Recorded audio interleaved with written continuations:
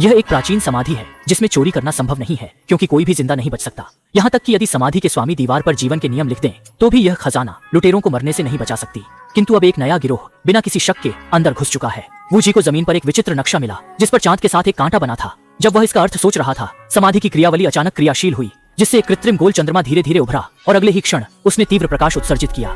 कांस्य दर्पणों की लगातार अपवर्तन के जरिए तीनों ने फुर्ती से स्थिति संभाली और चकमा देने लगे क्योंकि उन्हें पैटर्न का मतलब मालूम था और वे चंद्रमा की किरणों से बचना चाहते थे। लेकिन प्रकाश की किरणें लगातार उनका पीछा कर रही थीं। बार बार कांस्य दर्पणों के अपवर्तन से जुड़कर उनके लिए भागने का मार्ग न के बराबर था। अपने कौशल का इस्तेमाल करते हुए छोटे भाई ने झट से कई कांस्य दर्पण तोड़ दिए और वू जी ने कांस्य दर्पण पर पानी छिड़का।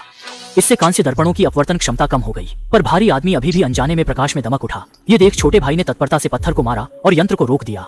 भारी आदमी ने सोचा कि वो बच गया है, लेकिन अचानक एक बाल कविता की ध्वनि सुनाई दी। उसकी गर्दन अनियंत्रित ढंग से मुड़ गई। ऐसा देखकर छोटे भाई ने शीघ्रता से आगे बढ़कर उसे थाम लिया। वू जी ने भी जीव निरक्षक उपाय की खोज में जुट गया। सौभाग्यवश उसने समय रहते यंत्र का पता लगा लिया और ताओ योंग ने भारी आदमी को बचा लिया। और यह उन नियमों में से एक है जिसका पालन इस प्राचीन समाधि में करना होता है। अब दूसरे समाधि कक्ष में एक कब्र चोर को जमीन पर अंडे की आकृति का रत्न मिला जिसने उसे प्रसन्न कर दिया।